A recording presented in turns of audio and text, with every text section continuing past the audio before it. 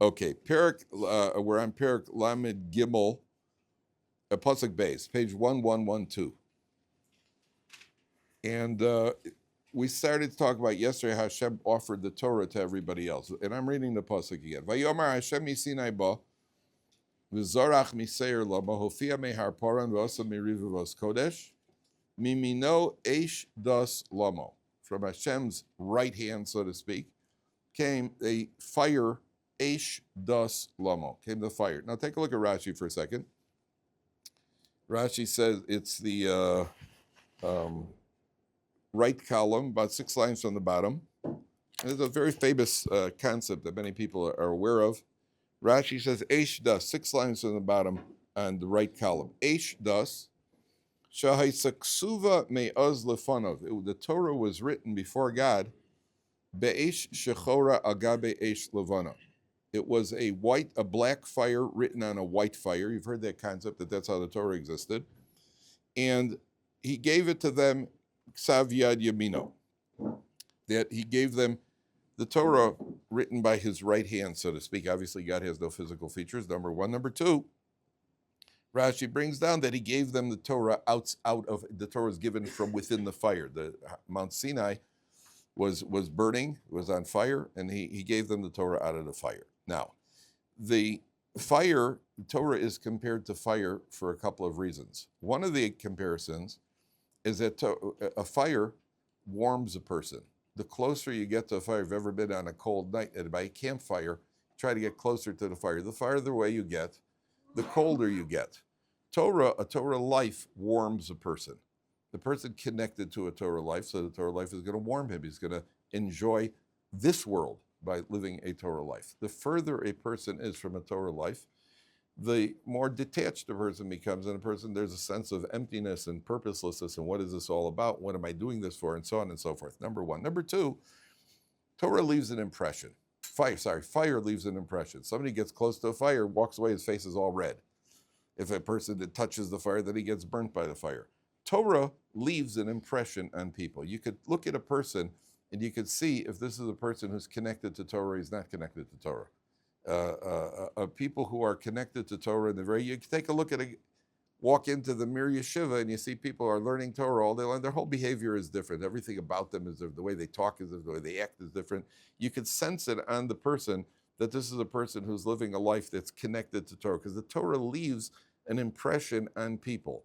A person who is learning Torah, and I don't mean full-time learning Torah, it's learning Torah, living a Torah lifestyle, so there's a certain behavior that we see in that person, and not only that, at a certain point we come to expect it of that person. When you see a little kid with a black hat get on the bus and act a certain way, and he's either impolite or he doesn't stand up for an older person, you're disappointed. You're a firm kid. Why aren't you getting up? If you see a teenager with two-toned hair and an earring, and he doesn't get up or he starts talking, bad-mouthing the driver, whatever he's doing, okay, I didn't expect much from him anyway. Why is that? I mean, they're both people. Why is that?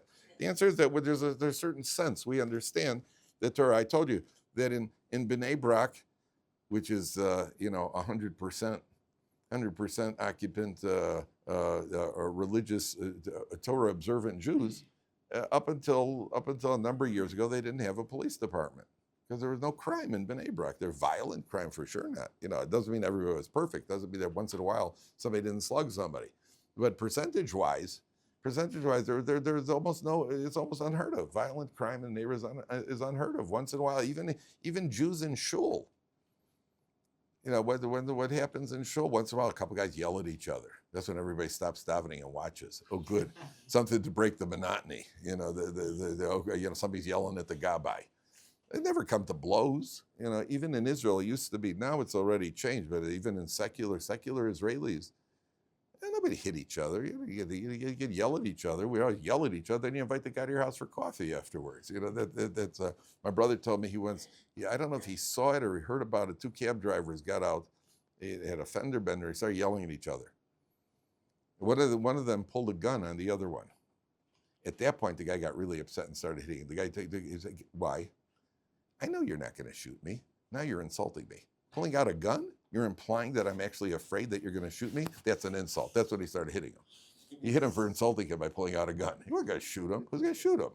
I just said, I got it. What do you go? I once saw two cab drivers. I don't know if I was in a bookshop, and all of a sudden I hear yelling outside. So I walk out, and these two guys apparently are fighting over a parking space. I think one was a cab driver, one was a regular guy. They're fighting over it. One of the guys says, "You're the stupid." He says it in Hebrew, "Ata achi tipesh ba'ir." You're the stupidest guy in the city. He says, "Ata achi tipesh ba'medina." You're the stupidest guy in the country. He says, "Ata achi tipesh ba'olam." Right? "Ata achi tipesh ba'universe." And they go, and eventually they both started smiling because they realized how ridiculous this looked. It reminded me, and I'm looking at this, I said, this I got at home. I don't have to go, these are grown men. And eventually they both started smiling, realizing how dumb they both looked. My kid used to come in, like my 3-year-old would say, the 4.5-year-old called her a poopy. So I said, tell him I said he's a poopy doopy. So she goes scampering off. The other way, he called me a poopy, they'll say, tell her she's a super poopy doopy, right? And we got the supersonic poopy doopy, right? We kept going. So but there's no. The Torah leaves an impression on a person. Torah leaves an impression. That's idea number one. Number two. Let's go to the next one. Lamed Gimel Gimel. Af chovev amim kol kedoshav biyadecha. Fourth line. Vehem tuku l'raglecha yisa midabrosecha. How does he translate the article? These are very, very cryptic. Indeed, you love the tribes greatly. All its holy ones were in your hands, for they planted themselves at your feet, bearing the yoke of your utterances. Boy, I would not have come up with that one. So what does that mean? Af chovev amim. The commentaries point out here, chovev means, he translated as beloved, you loved. Okay, so there are different opinions here what this is referring to. One opinion is there's chovev, which is to be fond of something, and there's ohev, which is to love something. When it comes to the nations, it uses the expression af chovev amim. When it comes to the Jewish people, we say every morning right before Kriya Shema, ha bocher be'amo Yisrael, ohev amo Yisrael. Hashem loves his people Yisrael. Right? Hashem loves the people. What's the difference between being fond of somebody and loving somebody? What's the difference between being fond and loving? So there could be other differences. And again, fond is the word I'm using for chovev. Maybe there's a different word for it. How's the article translated? Loved. Chovev is a different word.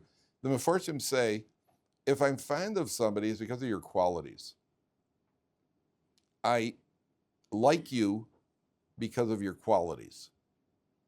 If there are no quality, I'm fond of a certain worker in my office. I'm the boss, and I'm fond of one of my employees. But if my employee messes up, I'm not going to be very fond of him. I'm fond to the extent that I see your qualities, and that your qualities are present. Once your qualities are gone, then I got nothing to do with you. I've hired you, or I have a relationship with you because of your qualities. Once your qualities are gone, I'm not what do you call it? Then I'm not into you anymore. Loving somebody means I love you in spite of your flaws. And I know that you have flaws. And I love you in spite of your flaws. This is a love of parents to children. Parents see your flaws. Spouses, children to parents. And anybody else that you love, that you have to tolerate the flaws. I know you have flaws. I have flaws too. I know that you guys think that I don't. And I know that you think that I am the ultimate in a perfected human being, and there are rumors circulating that I'm one of the 36 hidden tzaddikim of the generation. So I know that I have to dispel those rumors. I do have flaws, and I am not the perfect human being. I think that one of my biggest flaws, I give too much tzedakah. That's part of my problem. I give too much money away, and I'm just too kind. That's my fault. They actually had a mindless actress who was being interviewed on one of these talk shows.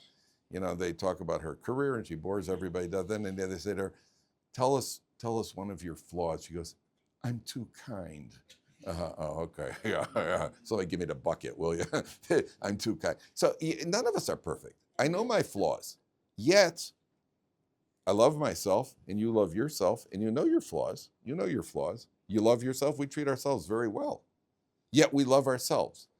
In that context, we understand when Rabbi Akiva says, or ve'ahavta l'reacha kamocha.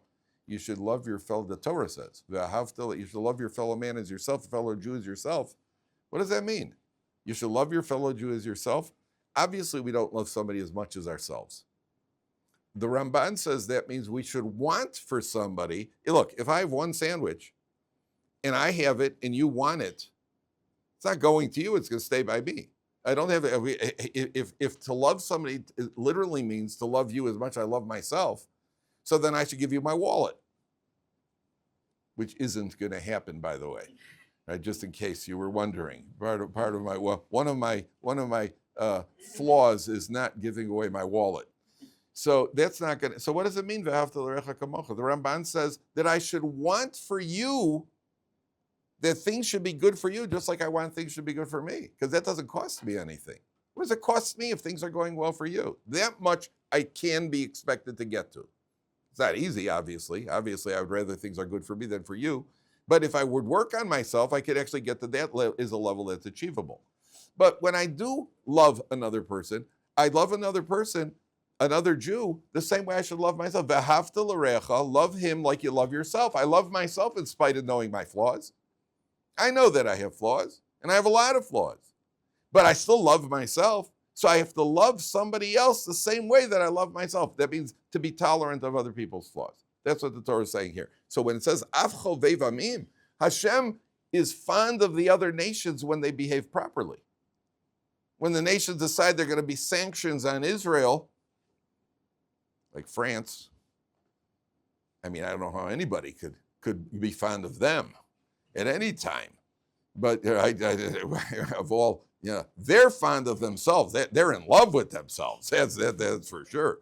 Right? Is that true? They think that they're Hashem's gift to the world, and the rest of the world is only there because the French are the pace setters for the world, right? With their snails, right? They're going to teach us culinary expertise, right? While they eat their snails with their baguette, and with their EAUX in there somewhere. Right, so Hashem is fond of them if they treat us well. Once they stop treating well, there's no chovei v'amim. The Jewish people, Hashem loves us in spite of our flaws. Do we have flaws? Yeah, we have flaws. The Jewish people have flaws. Do we have individual flaws? Yes. But in spite of that, v'ahavta l'reacha kamocha. The same way that I'm very tolerant of myself, extremely tolerant of myself, less tolerant of other people, very, very tolerant of myself. That's how tolerant I have to be of other people. Okay, take a look at Pasuk Lamed Daled. Pasuk Daled. Torah tziva lanu Moshe morosha kihilas Yaakov. Torah was commanded us by Moshe. It is a inheritance for the congregation of Yaakov. Now, this is the first pasuk that's taught to a child when a child learns to speak. The first pasuk that parents teach the child is to say Torah tziva lanu Moshe morosha kihilas Yaakov. There's a Torah, Torah, Torah, Torah. You ever hear that? Torah, Torah, Torah, Torah tziva lanu Moshe. Not to be, you like, right? That's the first pasuk. Not to be confused with the movie Torah, Torah, Torah, which was about the Japanese attacking Pearl Harbor. Right? That was Torah, Torah, Torah. Right? So everybody who saw that thought that, oh wow, a biblical story. No. That was the Japanese attacking Pearl Harbor. But here is Torah, Tziva, Lanu, Moshe, Kiyasu. Now I want to ask you a question. Think of the biggest tzaddik you could, myself aside. Think of the biggest tzaddik you could, Reb Chaim Kanievsky. Did he fulfill the entire Torah? Why not? It's impossible. Why is it impossible? Because there are things that we can't do right now. Okay. We can't do. Assuming the base of English is standing, could you fulfill the entire Torah? Why not? What's that? There's elaborate on things. I know that's a pretty sophisticated word, but maybe elaborate. Oh, excellent. You could be the biggest tzaddik. David HaMelech did not do Birkas Kohanim in the morning because he wasn't a Kohen. And a Kohen can't be involved in burying the dead other than his immediate family. No one could fulfill all of the mitzvahs in the Torah. There are even opinions that say that a person comes around in a Gilgal, in a reincarnation, who comes around in a reincarnation, in order to be able to fill them, comes around as a Kohen, a Levi, or a Yisrael, to be able to fill all the mitzvahs in the Torah. Okay, maybe, yeah, that's whatever the Kabbalistic ideas are. But how do we, fulfill the mitzvahs in the Torah? So one of the keys is, Torah tziva lanu Moshe, he commanded us the whole Torah. Morosha Kehilas Yaakov. When Kehilas Yaakov means that the Jewish people are united. When the Jewish people are united, then when you do a mitzvah, then I share in that mitzvah as well. I can fulfill the entire Torah when there's unity among the Jewish people. If there's dissension, if there's factionalism, if there's friction among the Jewish people, then then you're on your own. And on your own, you do not have that ability to fulfill the entire Torah. But if we're all united at some level, that's what the commentaries say, I don't know exactly what degree, at some level, if there's unity among the Jewish people, then we're all getting credit for each other's mitzvahs, which is a beautiful thought, that we're all getting it. So there has to be unity among the Jewish people. Okay. Take a look at the next pasuk. Vayhi bishurun melech, bisasef roshei yachad shifte Yisrael. He became king over Yeshurun. Yeshurun comes from the word yashar. Yeshurun is a high level of the Jewish people. When we are following the straight path, we're morally appropriate and we're doing what we should be doing. He became the king in Yeshurun when the heads of the nations gathered together, all the tribes of Israel. Now, there are three opinions what this is referring to. Who's the king? One opinion is it's referring to God. God was the king. Rashi brings down, Vayhi bishurun melech, says Rashi, Vayhi HaKadosh Baruch Hu b'Yeshurun melech. God is the king. Tamid ol malchus alev. The yoke of God's majesty is over the Jewish people. That's one opinion. The other opinion is this is referring to Moshe Rabbeinu. Moshe Rabbeinu, at a certain level, had the status of a king. When did that take place? B'hisasef roshei when he went to Egypt and he gathered together the elders in Egypt to go into Paro. Moshe gathered, at that point, Moshe was appointed king. He became the king of the Jewish people, so to speak. The third opinion is, Vayhi bishurun melech is talking about the Torah. The Torah is king in the Jewish people. And what that means is that the sign of a king is that everybody is subservient to a king. The king outranks everybody. The Torah is a Torah in the Jewish people, and it outranks everybody, including kings. That means even the Jewish kings are subservient to the Torah. And it's if they don't do what the Torah wants, that's when the Jewish kings get in trouble. Shaul HaMelech got in trouble for disobeying the command to destroy Amalek, to annihilate Amalek totally. And Dovid HaMelech also had trouble because of that incident with Bathsheba. It wasn't exactly an Avera, but it certainly veered off of the straight and narrow. And therefore, the king of the Jewish people ultimately is the Torah. Okay. Now, take a look at the next pasuk. There's the third one. I want to get to a certain pasuk today, so I'm going quickly here. Yechira Uvein ve'al yamos v'yehi misav mispar. Ruvain should live and not die, which is usually what happens when you live. It's a strange turn of phrase. Usually, Ruvain should live and not die. V'yehi misav mispar. Statistically, they found those who are alive are not dead, and those who are dead are not alive. On the other hand, it does say that the wicked, even while alive, are considered dead, and the tzaddikim, even when they die, are considered alive. How do you like that? Even while they're alive, they're considered dead because they're not doing mitzvahs. They're just digging their hole deeper. And the tzaddikim, even when they die, they're considered alive. You know how that works? How can a tzaddik be alive even when he dies? Their teachings continue, and people continue on, and that's a merit for them. That's a merit for the tzaddikim, that people, not only that, it says if you quote the tzaddik after he dies, sifsosav dovivos bakever, his lips move in the grave. It's a chazal, yeah. It's a Gemara. Sifsosav dovivos bakever. Rabbi Yochanan once got very upset with somebody because they didn't quote him. Because he said, well, this is what he's going to take with him. He wants that they should quote him. So after he dies, his lips will move. What does that mean, his lips are moving in the grave? There is one opinion that says the physical lips are moving in the grave. Go open it up and take a look. Go check it. Let's see.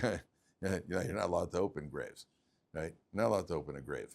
But the other opinion is that when a person dies, there's an element of the neshama that stays in the grave. There's some neshama force that stays in the grave. And that there's even one opinion that there's a resemblance of the human being himself. Some say it's only for 12 months until the body decomposes. Whatever it is, the idea is exactly what Jeremy is saying, that it carries on, the merit of the tzaddik carries on when he's being quoted, when his Torah is being taught, or anything else that he leaves as an effect.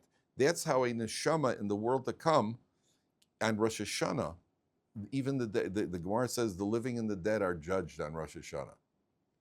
I understand the living are judged on Rosh Hashanah. What are the dead being judged? I mean, they're dead. What's the judgment for the dead on Rosh Hashanah? Yeah, they're taken into account. What effects have they left for their children, their disciples, everybody else, and therefore their neshama is elevated. The neshama could continue growing. You can't do mitzvahs in the world to come. You can't do any mitzvahs in the world to come, but you could have the effects, the residual effects that could elevate and promote, bring the neshama even higher. So here it says like this: Ruvain, there was a misstep on Ruvain's part. Does anybody remember? What did Ruvain do wrong? He changed around the beds by Yaakov Avinu.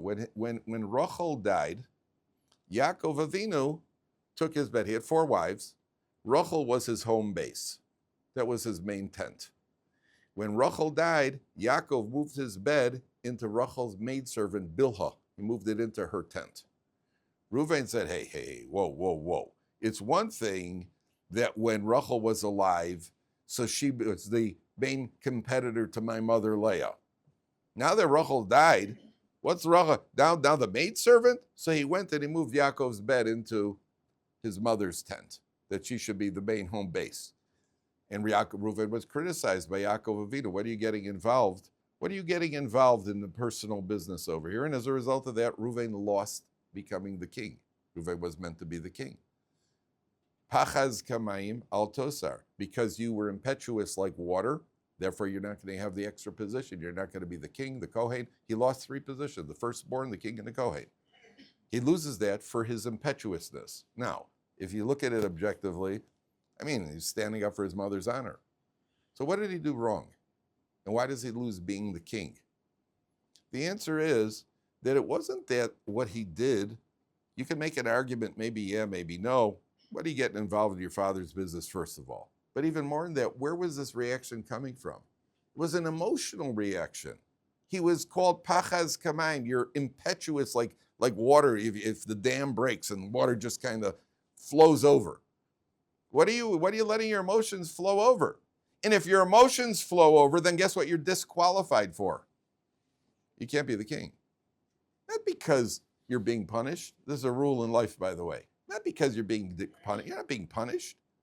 You're not qualified. I can't have a king who's getting guided by emotions. Ooh, I'm having a bad day. Donald Trump didn't do well on the golf course. So all of a sudden he's hitting he's setting off the nuclear bombs because he had a bad day on the golf course. It doesn't work. They can't do that.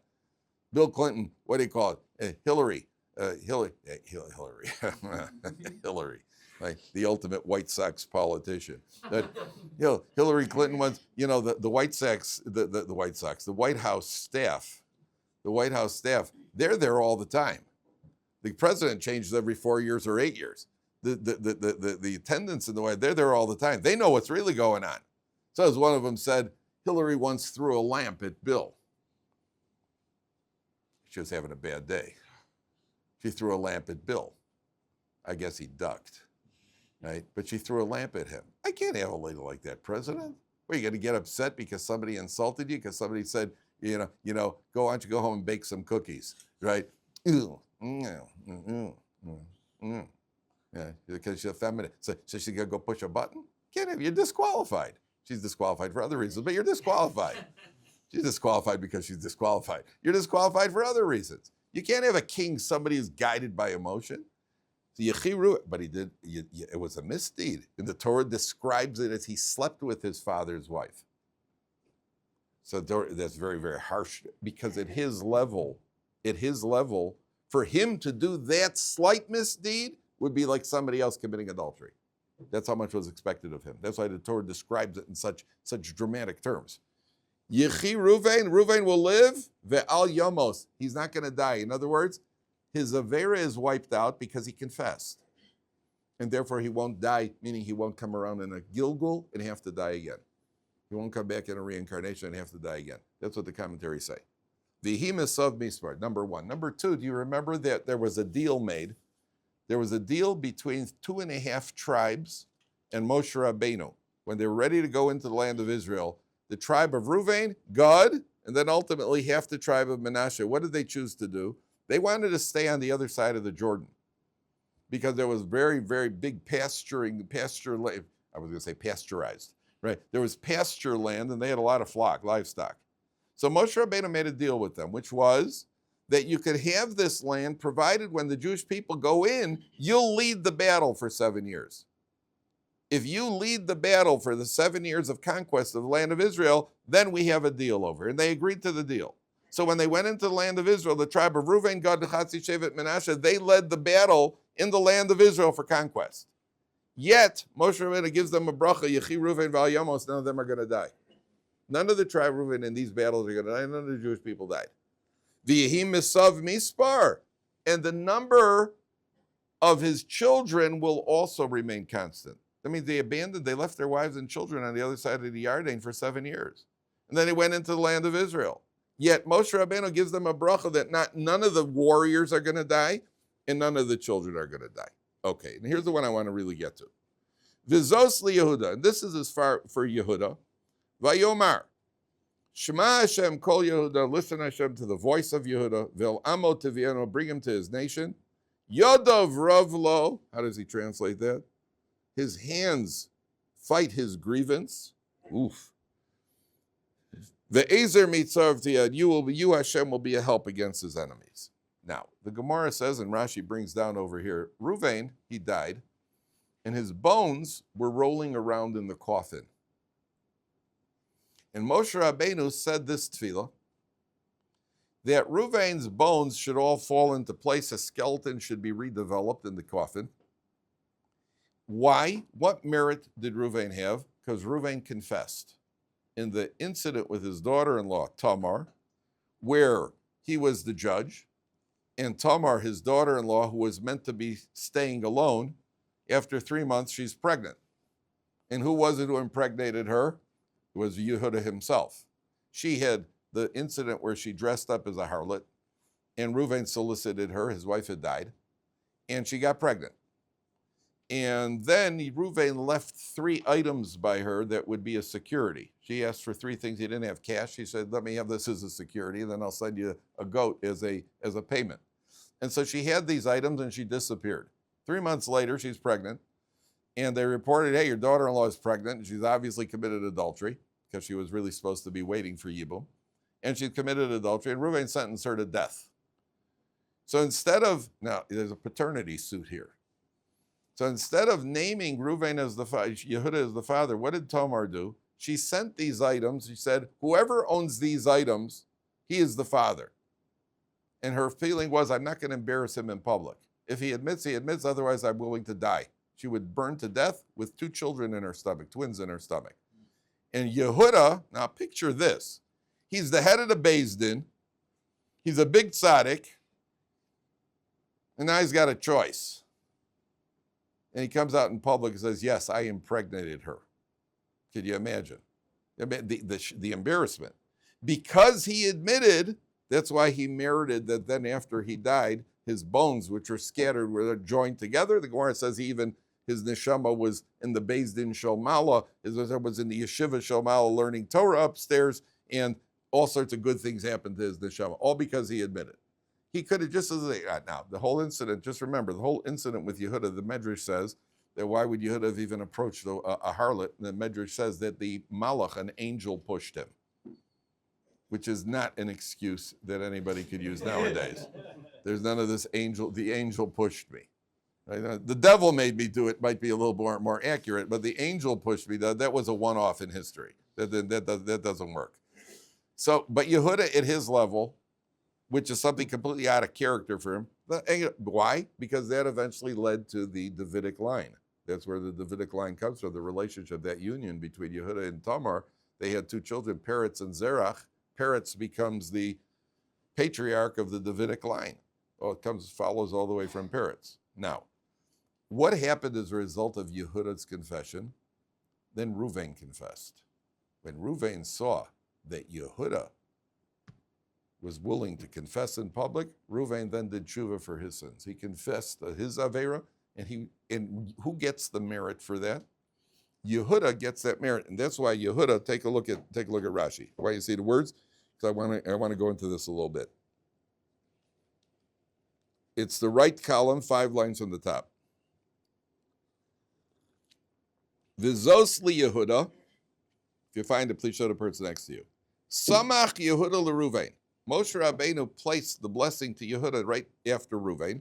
Mipnei sheshnehem hodu al kilkol shebiyadam. They both admitted to their misdeed.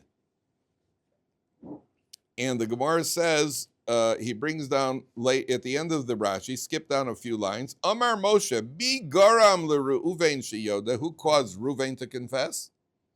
Yehuda. Now, if you stop and think about this, there's something remarkable here. When Yehuda confessed, did he have Reuven in mind? He wasn't thinking about Reuven at all. Reuven saw what Yehuda did, and as a result of what Yehuda did, he was affected, and Yehuda gets credited for that. You understand what that means? That means if you do something, and somebody's affected, so certainly if you had an intention, but even unintentionally affecting somebody positively, then you are now credited. There's going to be some credit for doing that. Did you ever hear of Rabbi Moshe Schwab? Moshe Schwab was did you ever hear the Gateshead Yeshiva? The famous Gateshead Yeshiva in England. Rabbi Moshe Schwab was the mashgiach. He was the spiritual supervisor in the Gateshead Yeshiva. Now, when he was about 14 years old, he was from Germany, and he went off to Lithuania to see what yeshiva is like. That was his life plan, was to go off to university, the German approach of Torah v'derech eretz. He was going to do university, become a professional. He went to check out what yeshiva what life is like. I got to tell you something, guys. Yeshiva life in Lithuania was not yeshiva life in Israel in the 21st century. I got news for you. First of all, they didn't have dormitories. You slept on benches in shuls. If you were you found a bench somewhere and you slept on a bench. And they had to eat. They didn't have a lunchroom. You ate what was called teg. Teg means each day of the week you were assigned, each yeshiva boy was assigned to a family in the community. And the families weren't always that gracious either, because they themselves were struggling for food. So another mouth to feed for lunch, and whatever gruel they happened to be serving. My Zaidi Olav Hashem was from Baranovich, and my Zaidi never ate out except at our house. He never ate out because as a yeshiva bacher, it wasn't the most pleasant. They had eating out. The idea of eating out wasn't like today where you go away for somebody's house for Shabbos. Ohr Somayach sets you up and you have some repast waiting for you on the table. The table's groaning under the food when they load it up. And he had very bad, he was allergic to eating out. That was not happy. So this Rabbi Moshe Schwab, who's refined German, he goes to Lithuania and he goes to check out I think it was the Slobodki Yeshiva, if I'm not mistaken. And so he went to somebody's house, and there were a bunch of yeshiva guys in the house. And as he was walking past, there was a yeshiva guy who had a cup of coffee. This Moshe Schwab, 14-year-old, had a cup of coffee, and somebody got up and bumped into him, and he spilled the coffee on somebody else, on one of the other guys who was sitting there, spilled a hot cup of coffee on him. The guy's reaction, he jumped up, and he said, "Quick, somebody get another cup of coffee for Moshe. His coffee just spilled." When he saw that, he said, if that's how yeshiva guys behave, I want to be a yeshiva guy. For that one act, one thing affected him. One thing affected him. He said, if that's how yeshiva guys behave, that's how I want to be. We had a guy here at Ohr Somayach. I didn't know the guy, but he was here for a couple of weeks, completely secular. He was here for a couple of weeks checking it out, and he decided it's not for him. So he was leaving. He was going to leave the yeshiva. It was his last. He was here for a couple of Shabbosim. So Shabbos, he went across the street to one of the Rabbi who lives across the street. He sat at the table at the Shabbos meal, and they ate cholent. And after the cholent, the rabbi reached down into his liquor locker, and he pulled out a bottle of Jack Daniels. This guy was there. He goes, "Jack Daniels? Rabbis drink?" I'm staying, right? And he became a frum as a result of Jack Daniels. Probably changed his name to Yaakov Daniels, and as a result of Jack, hey, listen, if I could be Makar of people by drinking, this is great, Come on over, guys, let's tie one on, okay, give me some filling. That'd be great. You understand? And for that, you don't even know what's going to affect somebody. I had another guy told me, I asked the guy once, what caused you to become religious? What influenced you? He said to me, it was Purim. I said, what about Purim influenced you? He says, I saw all these yeshiva guys drunk. I realized yeshiva guys could be normal too. Wow, that's normal, by the way. If you walk around drunk, sure, it's 4 years in college. 4 years in college, maybe 20 minutes sober. So, that's normal. I had a guy here once, he told me his roommate in college was such an alcoholic. Everywhere he went, he had beer. He had beer in his car, he had beer in his shoes, everywhere he had beer. He said he had breakfast, he had Cheerios with beer. Don't knock it till you try it, Jeremy. You never know. But I haven't tried it, but you understand? So you don't know what's going to affect people. There's another incident. This is unbelievable. This is unbelievable. There was a yeshiva guy who was struggling. He was in yeshiva, and it happens in the religious world too. You need a lot of stamina. It's a high pressure. And this guy wasn't having. He decided he's leaving yeshiva. About a week and a half later, he resurfaces and comes back to the yeshiva. He sits down, opens up a Gemara, he starts learning like a house on fire. So yeshiva didn't say anything to him. He waited. The second day, the guy's still learning away, just learning away. The third day, he's still learning. Finally, Rosh Yeshiva went up to him. He said, Yitzhak, what's the story? I mean, you left here a week and a half. You were pretty disgruntled. What changed? I'll tell you. I was walking in Geula, right here in Mea Shearim. I wasn't into it. I was finished with my yeshiva career. And all of a sudden I heard yelling. There was some seminary girl was yelling at a cab driver. Apparently he was charging her too much and she was yelling at him. And she threw down some money in his cab and she slammed the door shut and he drove off. But she was wearing like one of these wraparound type of things and it got caught in the door. And as he drove off, it left her in a very unpleasant situation out there in the middle of the street. And, it's kind of shocking. And also I saw these two yeshiva guys were running over. They took off their jackets, their suit jackets, and without looking at her, they looked away. They both threw their suit jackets on her, and they ran off to cover up. When I saw that's how yeshiva guys behave, I decided I'm going back to yeshiva. If that's the behavior of yeshiva, I'm going back. Now, those guys weren't thinking about him. I don't know what they were thinking about. But they were thinking about her, the embarrassing situation she's in, and they threw their jackets on her. That's what it means over here. Yehuda didn't have Reuven in mind. I wasn't thinking about Reuven at all. Reuven's the farthest thing from his mind. So if you certainly influence somebody positively, anybody, and I want to tell you, most of the positive, you yourselves, think to yourselves, things that you've seen among religious Jews that have influenced you. Most of them are not things that people have been trying to influence you with. I have a friend who runs programs in Los Angeles. He runs a Kiruv outreach program. So he was doing the Shabbaton. What's that? What the name of the program? I don't know. He runs various Shabbatons. Okay. So he's running this. They go off. They take groups of people. They go off into the mountains of California. They have these campsites, and they run a Shabbaton. Okay.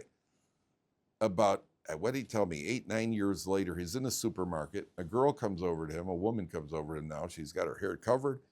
Says, hi, do you remember me? Now, this guy's great with names. He doesn't forget. He looks like he names faces. Yeah, hi, do you remember me?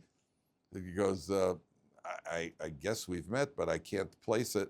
She goes, no, you wouldn't. Remember about 9 years ago, you ran a Shabbaton? Yeah, because listen, I was completely not religious. A friend of mine said she's going. They have classes, lectures, and I with a high-powered job. I needed a break for a weekend, so I decided I'll go with her. I'll tell you the truth, I didn't really attend much of the lectures. I didn't do much. Friday night, we were sitting at the table, and the group table, and I noticed that you were with your family, and you were sitting with your family. Your whole family came with you, your kids with you, and I noticed that right before Kiddush, you took your hands and you put it on each of your kids' heads, and you gave a bracha to each of your children. And I'm looking at that and thinking to myself, wow, parents and children have that kind of connection. That's a life that I want. And as a result of that, she made a complete change in her life.